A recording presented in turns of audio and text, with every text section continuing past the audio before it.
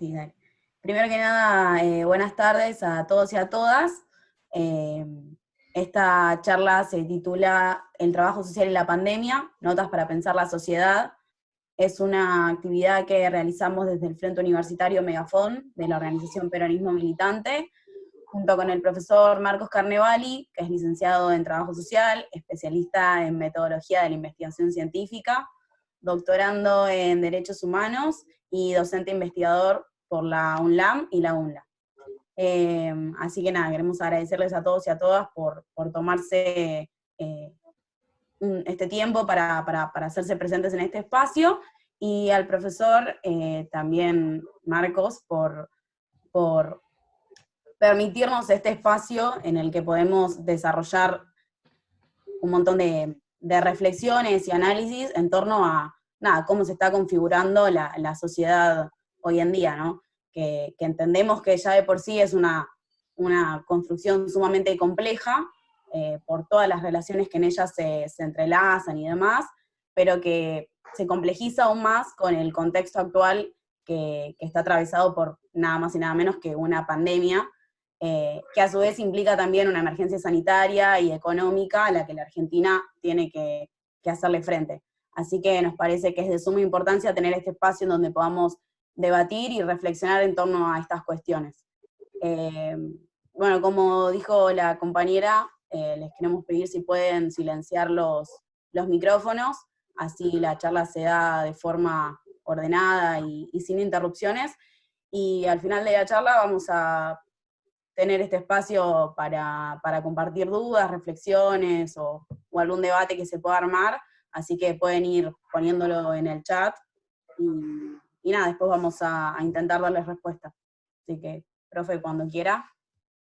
Bueno, buenas tardes a todas, a todos, a todes. Gracias por la invitación. Gracias a los estudiantes de Megafón por organizarse. En estos tiempos difíciles cuesta más organizarse y aún así están organizados. Gracias por crear distintas instancias de formación, que es distintas a las del plan de estudio, al currículum. Estas también son instancias de formación y gestionadas por ustedes. Eh, y bueno, y gracias por invitarme y, bueno, y creer que puedo llegar a aportarles algo. La invitación original fue hablar sobre la intervención del trabajo social en tiempos de pandemia, a los cuales yo les aclaré a los compañeros que yo no tengo trabajo de territorio, no trabajo en territorio, que no podía hablar de la intervención concreta que se está realizando en estos tiempos de pandemia, pero que si les interesaba podía hablar de un marco más general, ¿sí? Un contexto social general y algunas cuestiones que yo podía llegar a ir observando eh, desde mi posición. Así que eso es lo que voy a plantearles, invitarlos a escuchar. Eh, Voy a tener un orden de 4 tiempos, espero tener un orden de 4 tiempos.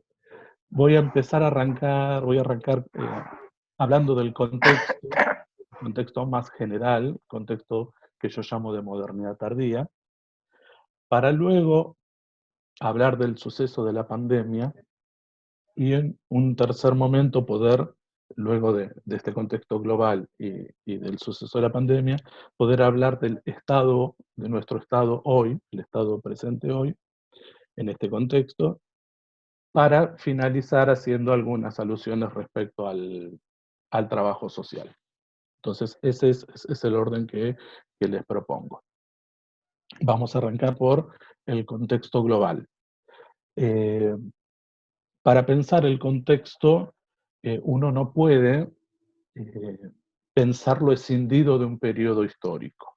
Uno no puede hablar del contexto de hoy sin pensar en un periodo más amplio en el que está comprendido el contexto actual, ¿sí? Eh, Siempre tenemos que tener en cuenta esto, que hay periodos históricos que son como una especie de paraguas que engloban distintos ciclos dentro de ese periodo, donde hay una tendencia general, una tendencia global, ¿sí? Y luego, por periodos, se podrá ir más arriba, más abajo, más acorde, menos acorde, eh, pero siempre en ese marco, ese periodo histórico más global.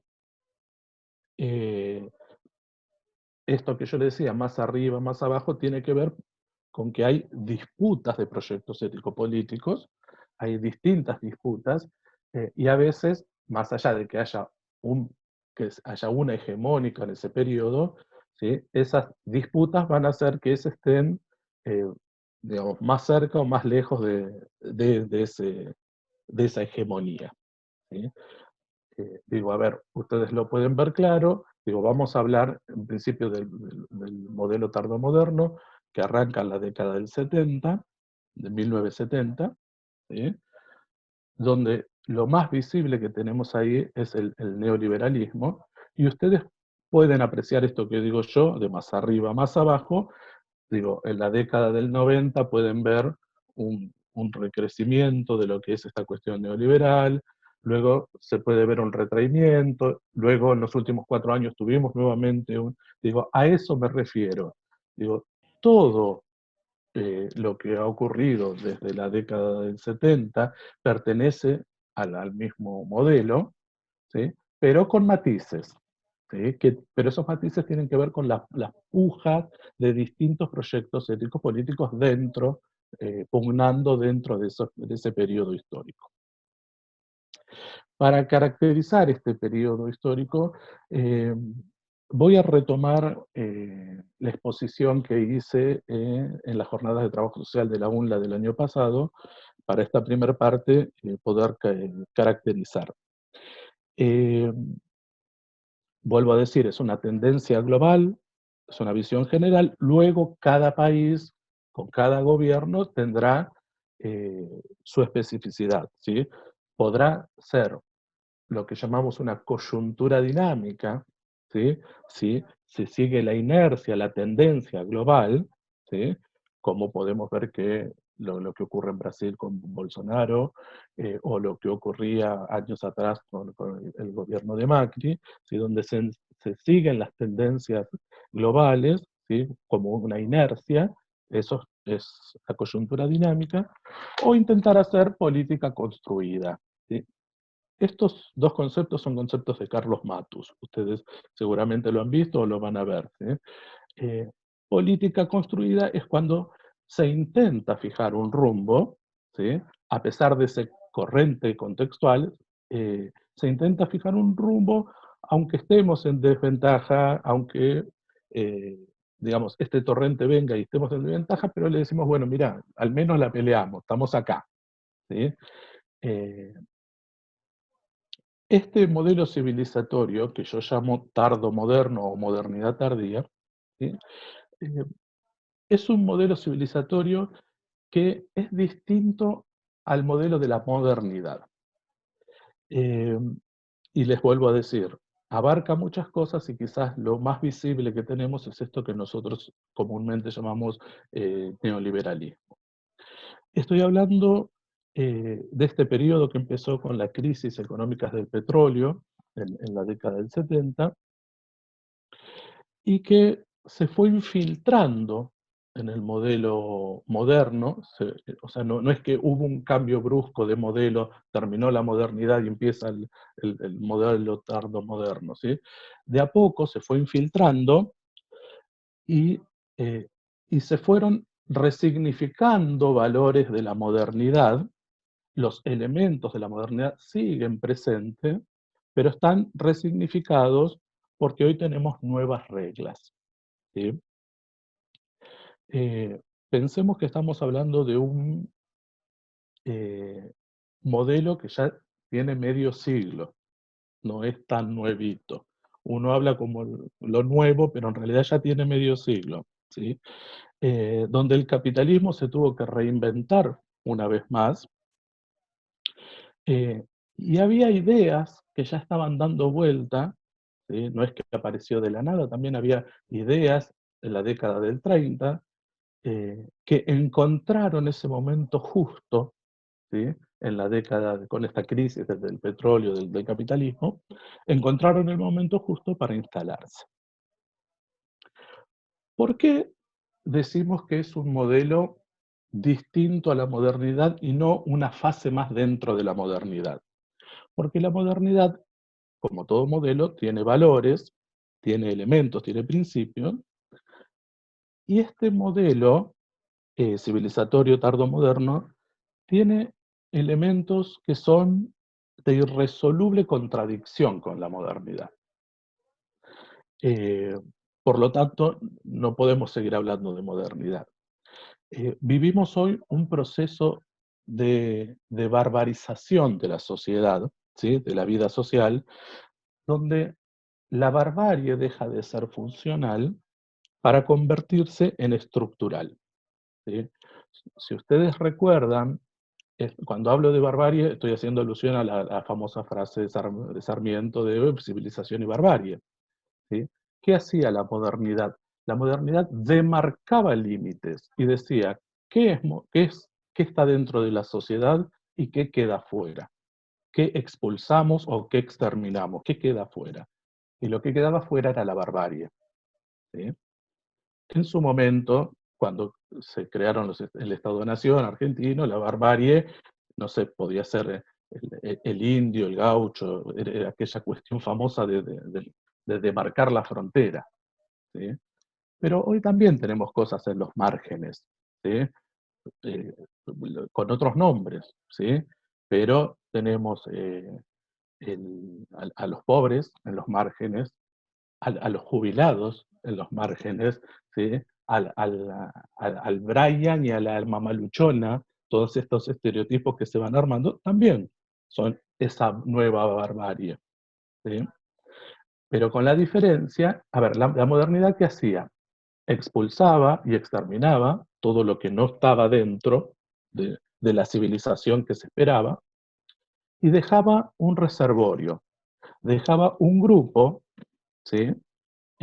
¿Para qué? Para que sea funcional al modelo, para marcar cuál era el enemigo, para marcar dónde estaba la dificultad, para marcar lo que no se debía hacer, ¿sí? Entonces, la barbarie en la modernidad era funcional, servía para esto. Hoy, la barbarie es estructural, ¿sí? Hoy, es todos estos, ya no hay márgenes, no hay márgenes para marcar como lo hacía la modernidad, sino que está todo incluido, ¿sí? Todo pasa a ser, y cada vez más precario y cada vez más marginal, pero todo esto está incluido en este nuevo modelo, ¿sí?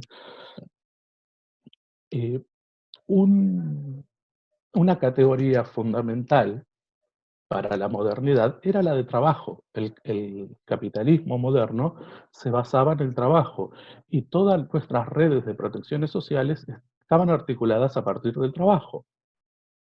¿Qué nos pasa hoy con el trabajo? Hoy es una de estas categorías que yo digo irresoluble.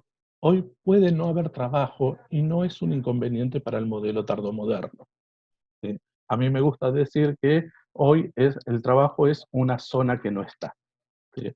Lo sacó de una canción de la década del 80, pero me gusta decir, es una zona que no está, es una problemática crónica, y eso no simboliza ninguna contrariedad para el nuevo orden, ¿sí? Es más, los sujetos nos vamos construyendo y reconstruyendo, resignificando, y resulta que ya no somos más ni trabajadores ni obreros, ahora somos colaboradores o somos emprendedores. Entonces, también se va resignificando todo esto. Eh, yo escuchaba en estos días de cuarentena, los primeros días de cuarentena, cuando fue todo este primer parate, que se escuchaba decir que los trabajadores movían la economía. Estaba todo parado porque los trabajadores no íbamos a nuestros lugares de trabajo y que se notaba que los trabajadores movíamos la economía. Y digo, ojo, no nos engañemos. con esta pandemia el capitalismo no está en crisis. No, no, digo, la acumulación de capital continúa gracias a la especulación financiera. Los que estamos en crisis somos los laburantes, somos los trabajadores y las pequeñas industrias que todavía siguen la lógica de la producción moderna, los negocios, las pymes. ¿Sí? Estos somos los que estamos en crisis. La acumulación de capital, no. ¿Sí? Eh, como les decía, en la modernidad, el trabajo fue un elemento aglutinante del lazo social, ¿sí? Fue un vector de cohesión social y también de distribución del bienestar social. Eh, o sea, las políticas sociales estaban vertebradas a partir de este vector que era el trabajo. Eh, ¿Qué hacemos hoy cuando decimos que el trabajo es una zona que no está? Y bueno, tenemos que buscar nuevos lazos sociales. ¿Sí? Por ejemplo, lazos a partir de prácticas comunales o lazos solidarios, ¿sí?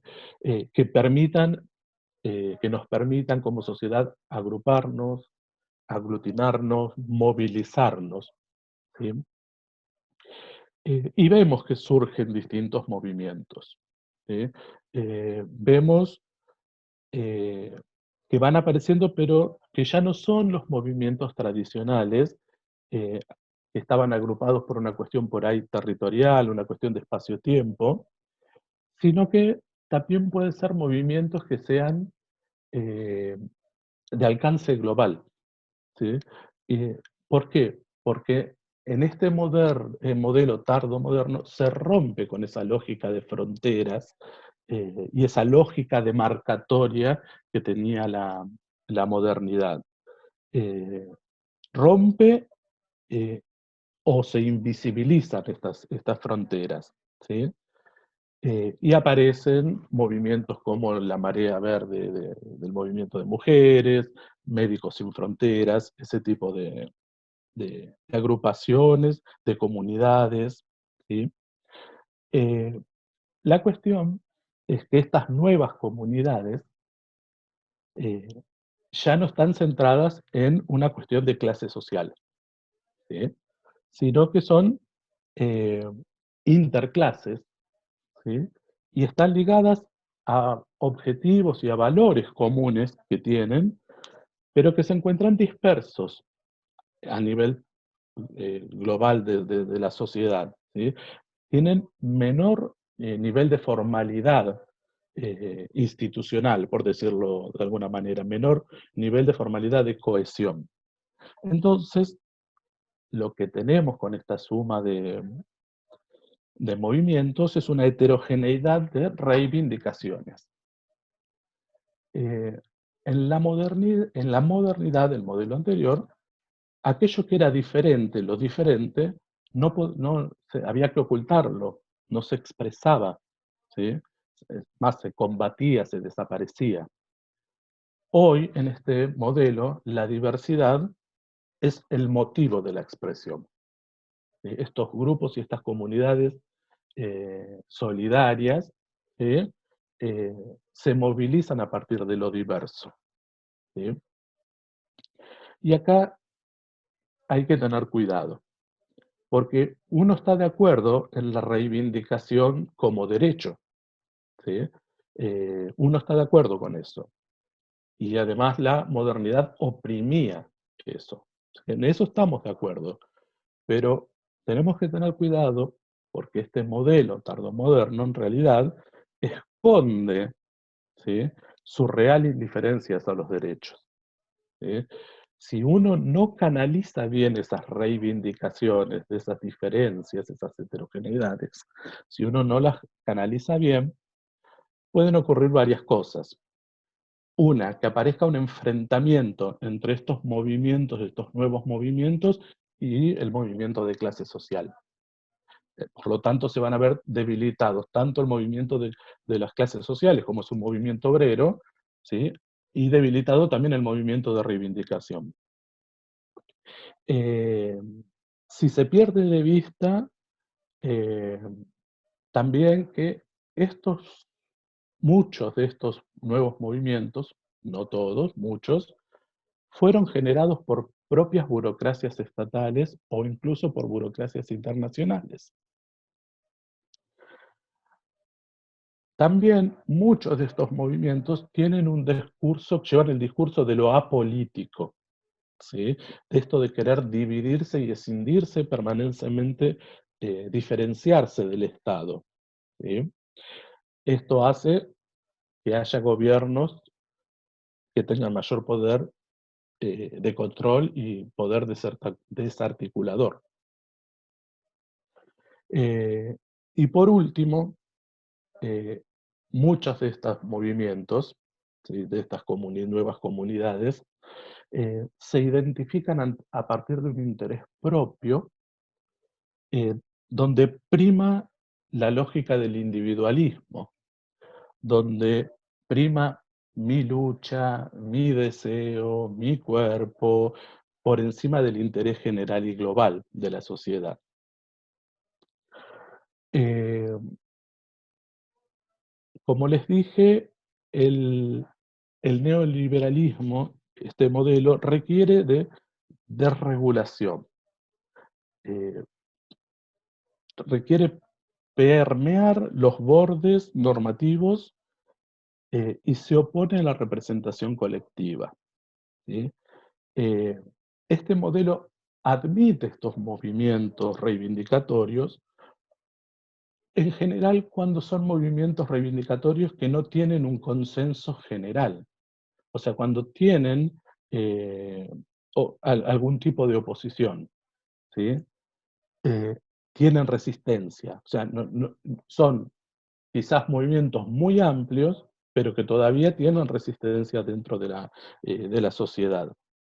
Eh, por lo tanto, eh, digo, esto lo admite el modelo tardomoderno, porque cree que, de esta manera están fragmentados y no pueden, juntarse como lo hacía una lucha de clases.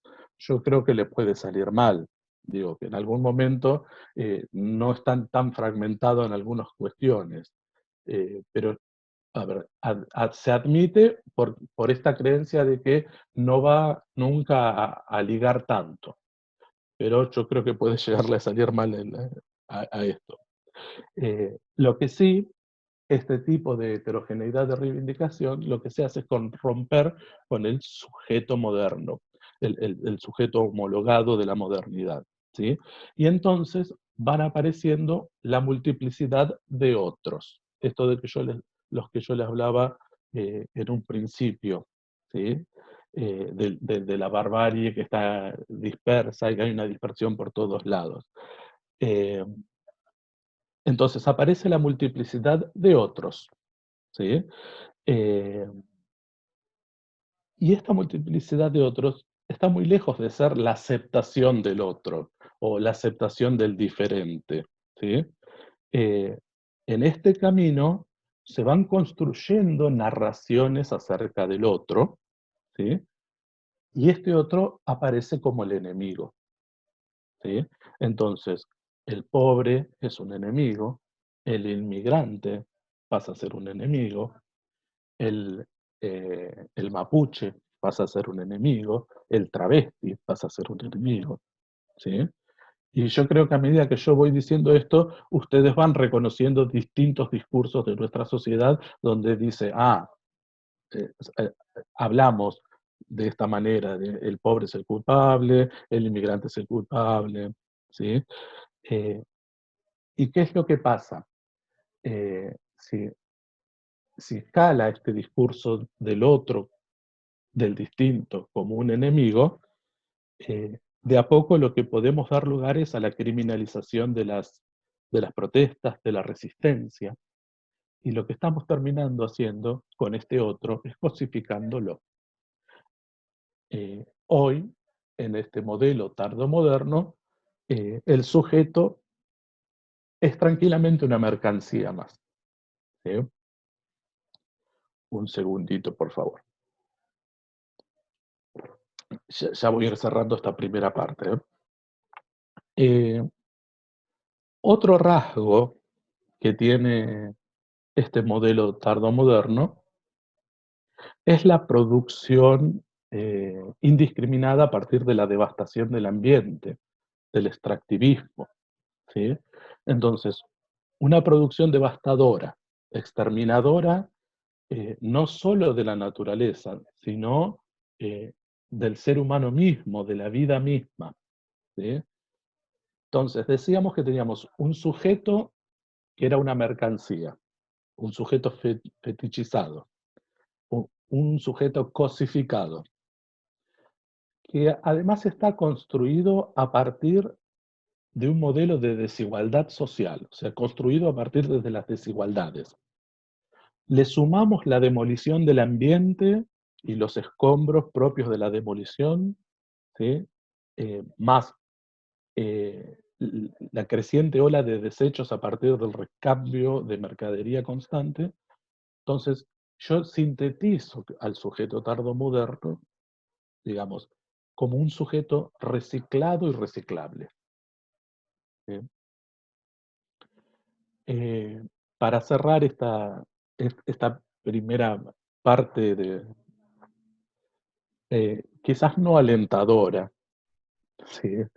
Pero digo, mi visión es una visión nietzscheana en ese sentido, en el cual el pasado siempre fue mejor. No soy pesimista en este sentido, pero eso es una cuestión mía, no se las cargo a ustedes, ¿sí? Es una visión mía. Pero como para, a ver, cerrar esta primer parte. En este marco, ¿sí? El Estado, y acá me posiciono en la postura de Michel Foucault, el Estado es un dispositivo más de control, ¿sí? De control de la vida y de la organización de las formas de vida, ¿sí? El Estado busca controlar la vida y las formas de organización de vida. Foucault decía, el Estado en estos momentos hace vivir y deja morir. ¿Sí? Así como en otro momento de la historia el Estado tenía la potestad de hacer morir y dejar vivir, hoy es el contrario. Hoy hace vivir y deja morir. Y se aboca a lo que llamamos la nuda vida.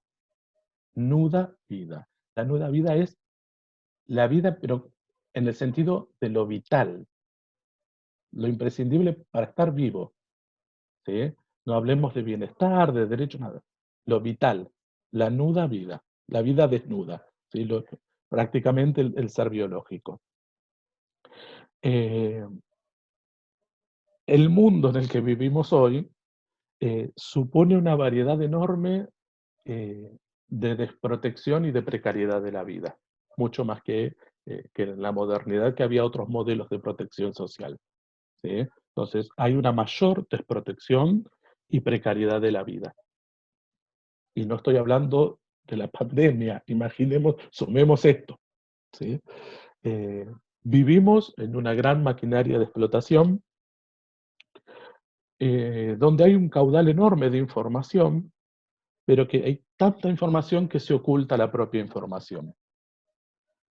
Y el último rasgo que quiero dar de este modelo tardomoderno tiene que ver con que las grandes ganadoras fueron las corporaciones internacionales, son las corporaciones internacionales. ¿Sí? Ganan cada vez más poder, controlan la producción, controlan el comercio internacional, bajo el discurso del gran cambio, aprovechando la crisis de representación ciudadana, el formato empresarial, el formato apolítico y de la meritocracia, esto que tanto hemos hablado estos últimos años. Acordémonos la cuestión de la meritocracia porque lo vamos a retomar. Eh, las corporaciones hoy manejan los medios de comunicación, las corporaciones manejan los gobiernos, manejan el poder judicial, manejan el extractivismo de los recursos naturales, manejan la cuestión bélica, incluso las mafias y las agrupaciones delictivas hoy se manejan, se mueven corporativamente también. ¿Sí? Entonces, ese es parte de este modelo que vino, no digo para quedarse, pero que está instalado. ¿Bien? Este es el marco general eh, que, que nos sirve un poco para entender y explicar algunas cosas de las que ocurren hoy. El segundo punto que quería tratar es el punto que yo llamo acontecer la pandemia. ¿Sí? Eh, el devenir histórico no es lineal, se mueve rizomáticamente. Si ustedes, muchos han trabajado ya en los textos de Gilles Deleuze, donde él habla de rizomas y más o menos sabemos lo que es. ¿Sí? Pero bueno, no es lineal, se mueve caóticamente. ¿Sí? Eh, vemos que las transformaciones que se van dando son procesos. ¿Sí? Y en general no son cambios bruscos. ¿Sí? Pero sí existen en nuestras vidas transformaciones repentinas. ¿Sí? Un día despertás y te quebraste un brazo, o, o fuiste mamá, o te levantaste y estás en cuarentena. ¿Sí? Eh, entonces, me gustaría traer acá un concepto de la filosofía, que es el concepto de acontecimiento.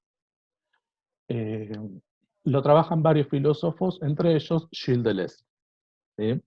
Acontecimiento es el instante misterioso en el que ocurre el estallido y el despliegue de la diferencia.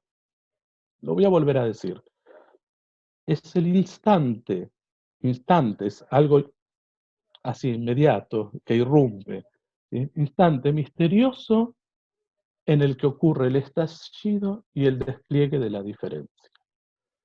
El acontecimiento es algo, un hecho, que de pronto, en forma inesperada, irrumpe y se transforma en una bisagra de un antes y un después. ¿Sí?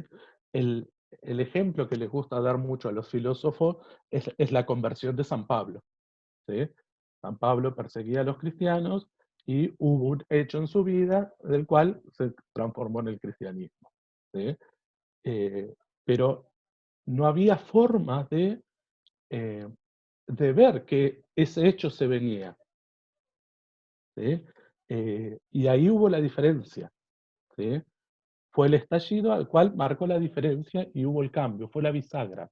¿Sí? El acontecimiento,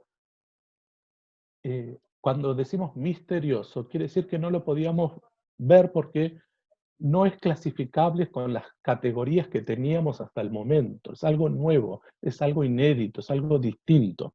¿Sí?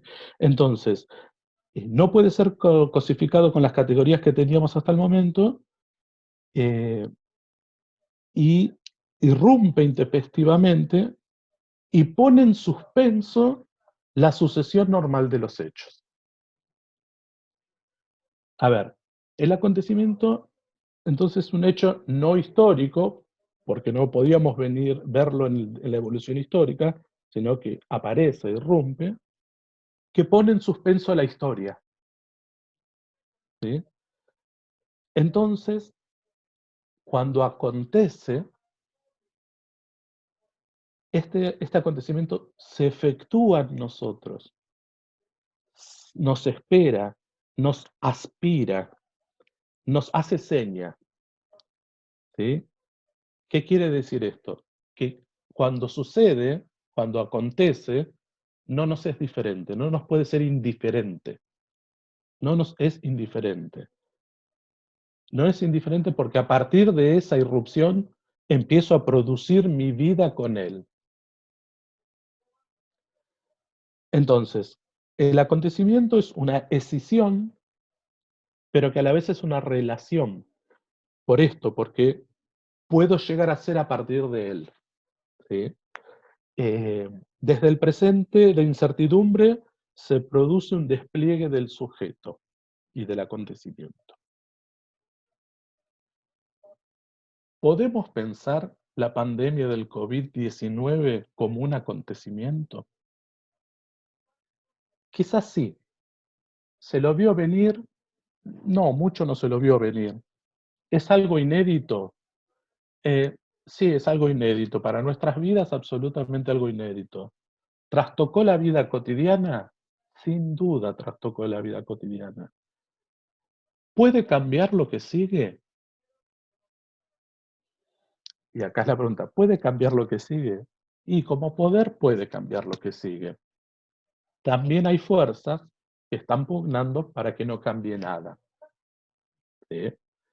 Eso dependerá en el futuro de quién imponga el relato. ¿Sí? Rita Segato dice, bueno, a ver, ¿quién va a contar en el futuro sobre lo que ocurrió en este periodo? El que cuente, el que pueda imponer su voz e imponer su relato, eh, el futuro sabrá lo que pasó en base a esa voz. ¿Sí? Eh, de un suceso, estamos hablando de un suceso que es esta pandemia, del cual ni siquiera tenemos idea de cuánto va a durar. ¿Sí?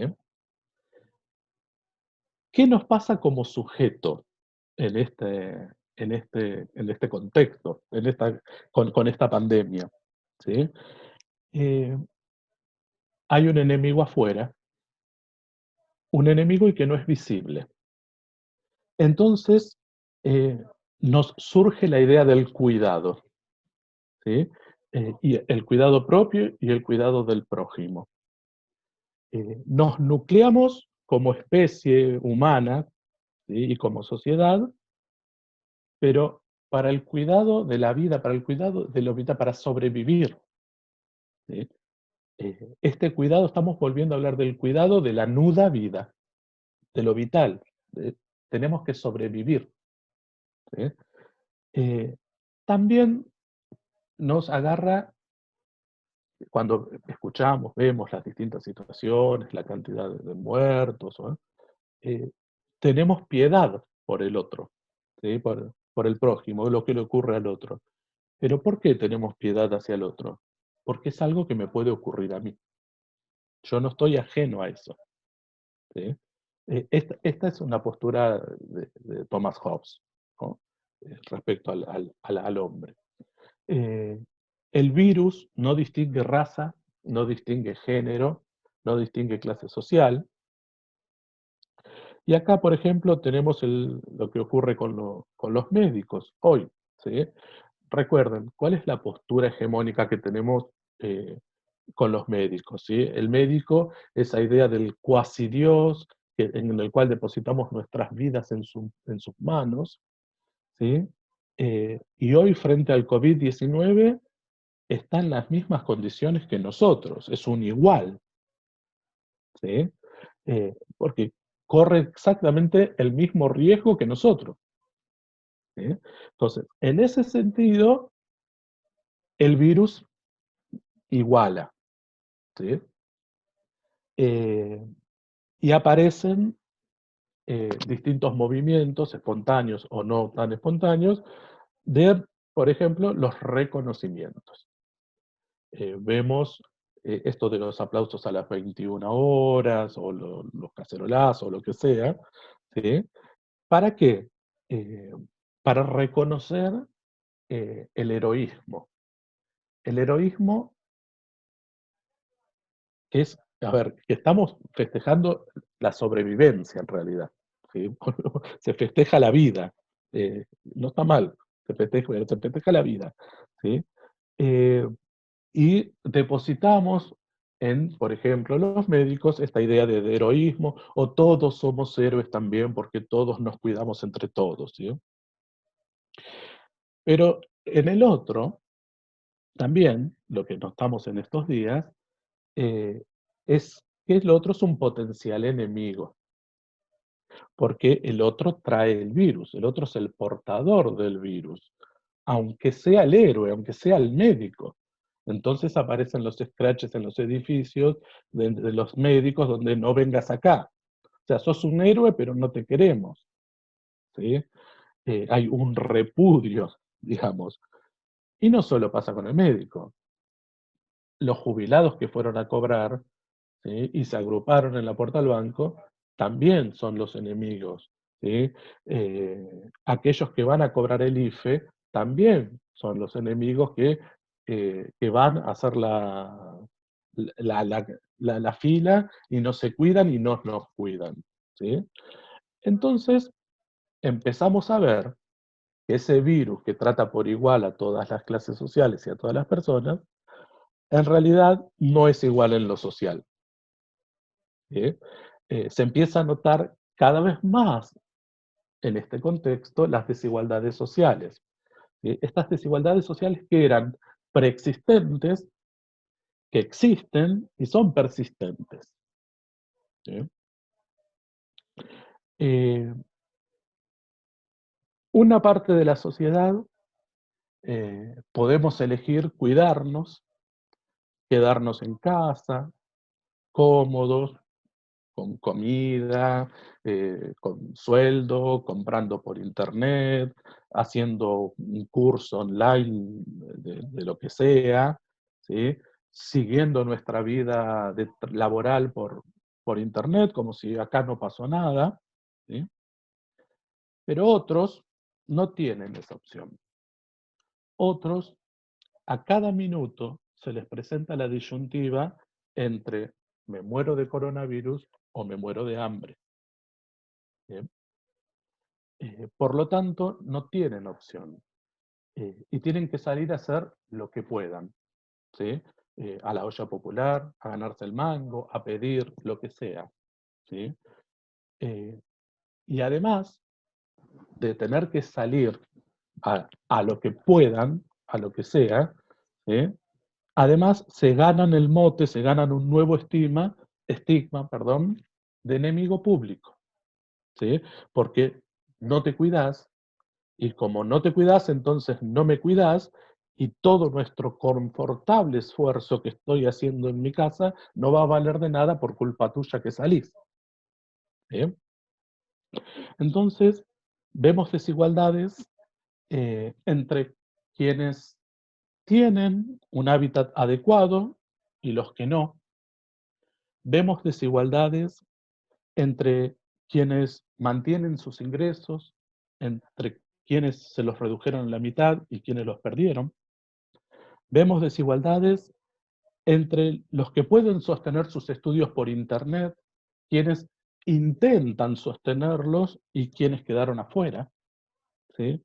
Vemos desigualdad entre a los que se les triplicó el trabajo desde su casa en espacios no adecuados, ¿sí? Rodeado del perro, el gato, el pibe, la lavandina, ¿sí? Y mostrando encima a su jefe que no estamos de vacaciones y que estamos trabajando, ¿sí? Vemos estas desigualdades cuando escuchamos hablar de lo que ocurre en las villas hoy, ¿sí? La última vez que habló el presidente, dijo el testeo que se está haciendo en las villas, el 60% da positivo, ¿sí? Eh, yo traté de buscar cuántos muertos de millonarios hay por coronavirus y en realidad no encontré mucho, solo encontré digamos, el discurso que hacen eh, estos millonarios. Entonces decían, no, yo decidí irme a vivir al yate, no, el yate no, en el crucero, que tengo 3 departamentos en el crucero para poder alejarme. No encontré los muertos o los contagiados que hoy vemos en las villas, ¿sí? Eh, además, eh, tenemos que reconfigurar todo. Tenemos que reconfigurar las geografías. Tenemos que reconfigurar los calendarios. Hoy los tiempos que nos tenemos que manejar son otros. Además, aparecieron una batería de palabras nuevas en el lenguaje, ¿sí? Que utilizamos todos los días la palabra coronavirus, usamos COVID-19, que virtual, que esto, que el otro. Y además aparecieron algo que hemos naturalizado un poco y no sé si está bueno, eh, muchas palabras asociadas a lo militar y a la guerra, ¿sí?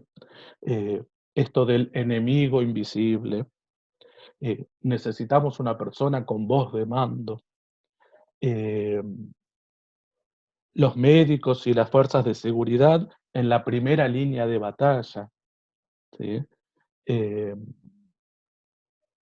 contar la cantidad de muertos diariamente, ¿sí? Eh, todo esto es propio de una guerra y no estamos en guerra, pero es propio de una guerra y lo naturalizamos. Eh, una última cosa al respecto de la pandemia, antes de hablar del Estado. Eh, Barbijos, alcohol, lavandina, máscaras, hoy nos protegen, ¿sí?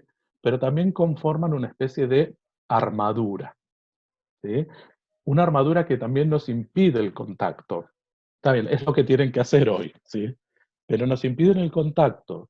Cero contacto, esto de o nos saludamos con el codo, nos saludamos con el pie, incluso el habla está vedada, ¿sí? Gráficamente esta idea del tapabocas, ¿sí? O las videollamadas, esto, yo te puedo silenciar cuando yo quiera, abro el micrófono, cierro el micrófono, no te escucho más, el control de los discursos, ¿sí? Eh, el distanciamiento, el aislamiento, eh, nos sugiere más individualismo. Está bien, hoy es necesario para no transmitir eh, eh, el virus, hoy es necesario, pero sugieren aislamiento y sostener vínculos sociales por videollamada está como raro. Es más, a mí me hace acordar por ahí, ustedes muchos son más chicos, pero me hace acordar muchas películas de Woody Allen. Digo, ¿hasta cuándo podemos sostener los vínculos de esta manera? ¿Sí? Eh, y si esto vino para quedarse, o para quedarse no quiero decir que vamos a vivir en cuarentena permanente, pero sí eh, reiteradas pandemias que puedan llegar a sucederse, si vino para quedarse, vamos a tener que pensar como sociedad, como sujetos, ¿sí? Para un futuro, nuevas estrategias de amorosidad, ¿sí? Porque no sé hasta cuándo podemos sostener el amor y las relaciones a partir de las videollamadas, ¿sí? Entonces, van a surgir nuevas estrategias de amorosidad. Eh, Ahora les quisiera hablar sobre cuestiones descriptivas que pudimos ver sobre el Estado argentino cuando aconteció la pandemia, ¿sí? Eh, para poder hablar de qué es lo que vimos de la reacción del gobierno, o algunas cosas de las que vimos de la reacción del gobierno, primero tenemos que ser justos y aclarar que venimos de un periodo de gobierno de la Alianza Cambiemos que desarticuló las políticas de sostén del entramado social, al extremo de, de dejar de tener Ministerio de Salud, Ministerio de Trabajo, Ministerio de Ciencia y Tecnología, un endeudamiento inusitado que dejó al país al borde del default y con una mella en los salarios, ¿sí? Por la inflación y la depreciación de la moneda.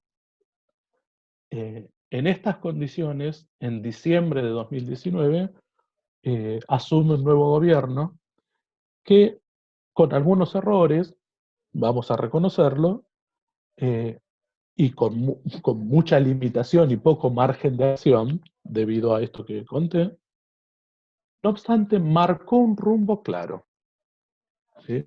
Marcó un rumbo claro en rehacer la red de protección social. El primer acto de gobierno fue volver a poner un Ministerio de Salud, poner un Ministerio de Ciencia y Tecnología, poner un Ministerio de Trabajo, poner un Ministerio de Género y Diversidad, ¿sí? Eh, y en este contexto, a poco de asumir, acontece la pandemia, ¿sí?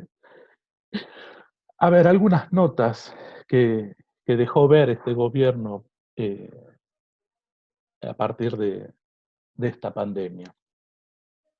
Primero, hubo una reacción rápida, ¿sí? Reaccionó rápido y priorizó a las personas por encima de la economía, ¿sí? Esto fue eh, la primera observación que debemos hacer. Además, fue un gobierno resolutivo, ¿sí? Que tomó decisiones, pero tomó decisiones fundadas, con fundamentos, y a partir de la escucha. Si uno escucha los discursos del presidente, cuando él habla es una voz representativa, una voz consensuada, una voz plural, y que le da lugar a los otros, ¿sí? Y que en su discurso se incluyen los otros, ¿sí? Eh, entonces, hay eh, en sus decisiones incluida el consenso, la solidaridad. También debemos aclarar que eh, en este contexto de pandemia tampoco hay mucho espacio para la política democrática, digamos. Y como no hay espacio para la política democrática, es más fácil que haya un consenso, de lograr este consenso político. Que mientras estemos en emergencia está bien, pero vuelvo a decir, si esto se extiende, eh, el espacio de democracia, ¿cómo aparece? ¿Sí? Hoy tenemos consenso de todo el arco político, de casi todo el arco político. Eh, pero si esto se extiende, este consenso, ¿cómo se va a sostener? ¿Sí? También vemos un Estado que nos habla del cuidado, el cuidado personal, el cuidado entre personas, un Estado que nos cuida, ¿sí? Un Estado que decidió asumir la protección social. Eh, Otra cuestión que pudimos ver es un Estado que ante el acontecimiento de la pandemia eligió como lugar de resguardo y de cuidado el hogar, la casa, la familia, ¿sí? Eh, y esto es interesante, porque el modelo tardomoderno, el modelo neoliberal, desestima de alguna manera la vida familiar como valor, ¿sí? Eh, Creció el número de personas que viven solas en monoambientes, y esto tiene que ver con el modelo tardomoderno que vivimos, ¿sí? Eh, una persona que vive sola y se dedica al trabajo sin horarios, o freelance, o no sé cómo se llama ahora la flexibilidad, ¿sí? Es más acorde a lo que necesita este modelo, ¿sí? Entonces, el modelo neoliberal desestima la vida en familia, ¿sí? No le sirve, es un peso, es una carga de última a la familia. Por lo tanto, que el Estado, que este gobierno haya elegido como lugar de resguardo y cuidado la casa, la familia y el hogar, está posicionándose frente a ese modelo neoliberal de alguna manera. Los cuidados, la familia, la casa, son elementos que socialmente se le han atribuido a la mujer, ¿sí? Y con esto no quiero eh, que en esta reflexión piensen que hay un componente machista, todo lo contrario, ¿sí? Eh, es la casa, la familia, los cuidados, eh, son elementos característicos que socialmente se les atribuye a la mujer, ¿sí?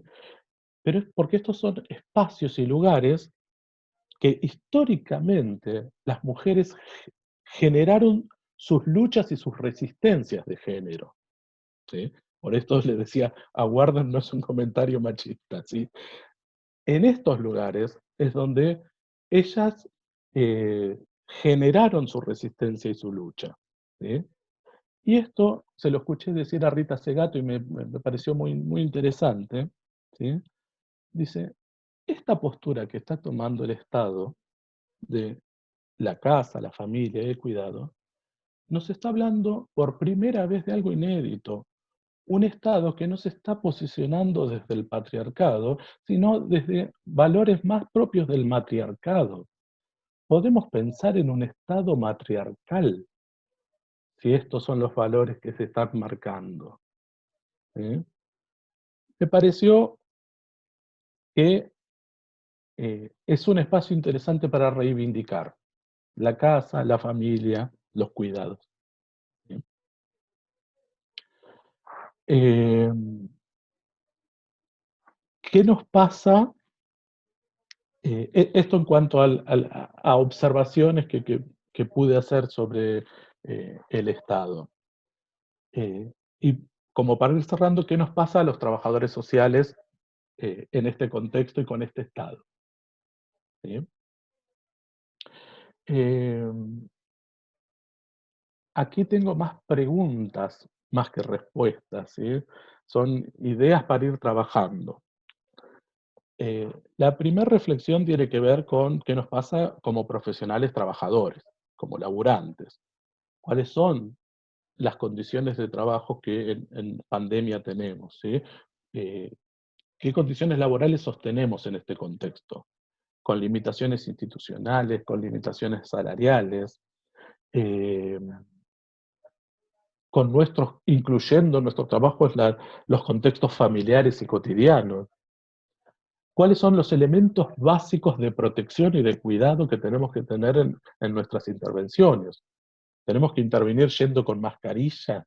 ¿Tenemos que ir con el aerosol? Digo, ¿cuáles son los elementos básicos de cuidado en cuanto a protección laboral? ¿Sí? Después, pensemos en la cuestión metodológica de la intervención.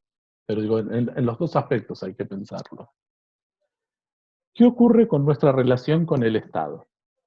¿Qué nos pasa a los trabajadores sociales cuando volvemos a escuchar la palabra cuidado? Eh, Cuando yo escucho cuidado, mm, pienso en las pioneras del trabajo social, ¿sí?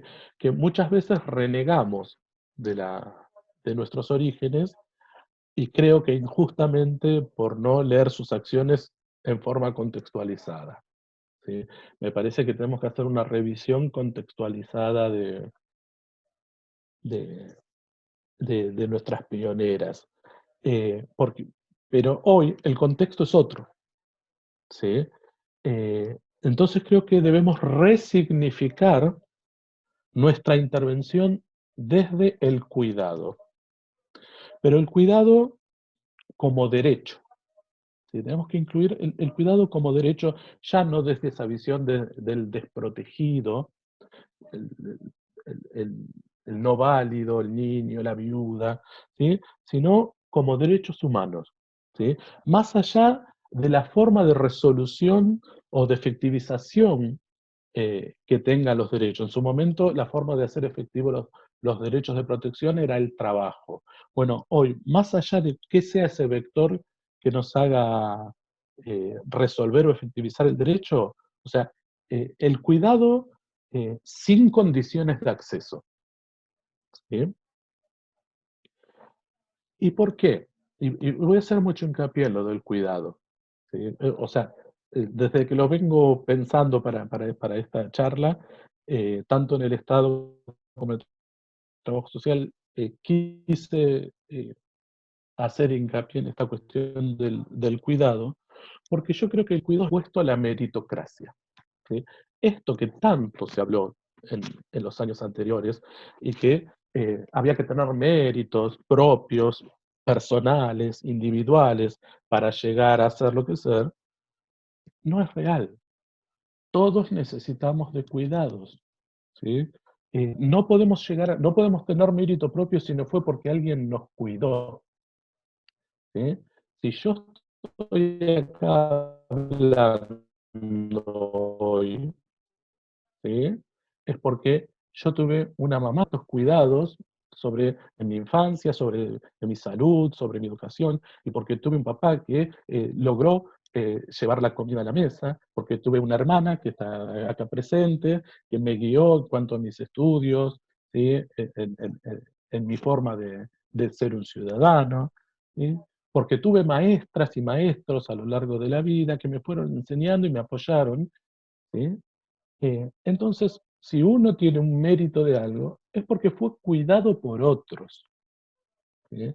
Entonces, el cuidado, el derecho al cuidado, es lo contrario a la meritocracia. Y me parece que son valores a los cuales estamos más cerca como trabajadores sociales que el de la meritocracia, ¿sí? No hay méritos propios, sino méritos compartidos, ¿sí? Eh, como les digo, si todos estamos acá es porque fuimos cuidados por alguien. Eh, el cuidado es un valor que debe guiar nuestra intervención como trabajadores sociales, o nuestra intervención profesional. Eh, y si se declara como derecho, si se tiene una perspectiva de derecho humano, ¿sí? Ahí abrimos un puente metodológico y axiológico con la institucionalidad. Podemos hacerlo institucional el cuidado, ¿sí? Institucionalizarlo. Eh, la verdad que yo no vengo explorando mucho el concepto de cuidado, se me ocurrió trabajarlo para esta charla y no lo tengo muy trabajado. Eh, en ese interín, mientras empecé a escribir estas palabras hace una semana, en ese interín me enteré que México tiene en su constitución al cuidado como derecho. Es bastante nuevo, pero lo incluye como derecho.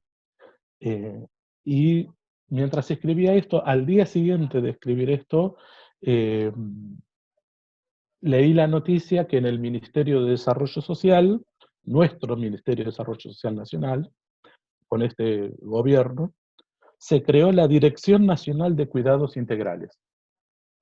Dirección Nacional de Cuidados Integrales.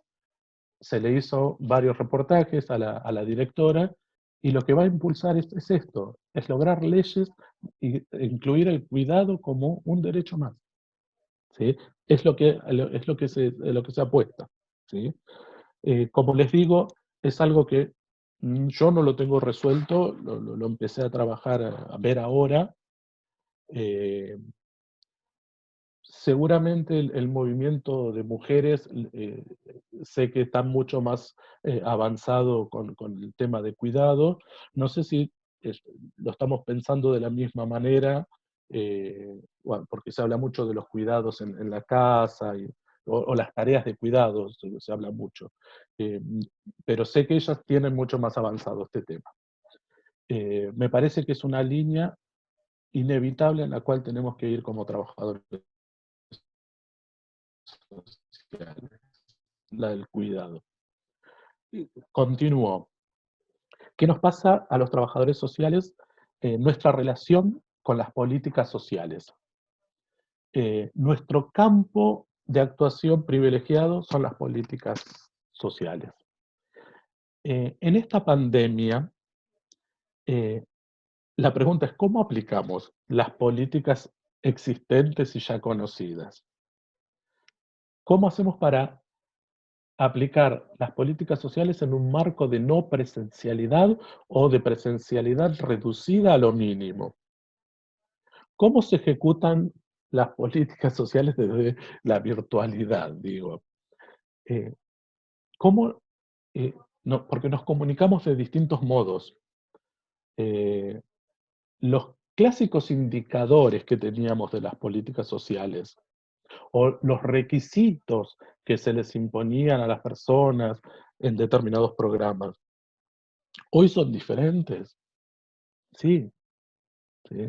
Entonces, las necesidades del usuario son otras también. Entonces, debemos repensar aquellos trabajadores sociales que estén implementando políticas sociales, tienen que volver a repensar la implementación de las políticas. Eh, nosotros, eh, que estamos ahí implementando las políticas sociales, somos el tránsito entre la gente y las políticas y los programas. ¿Cómo nos ubicamos ahora en este contexto?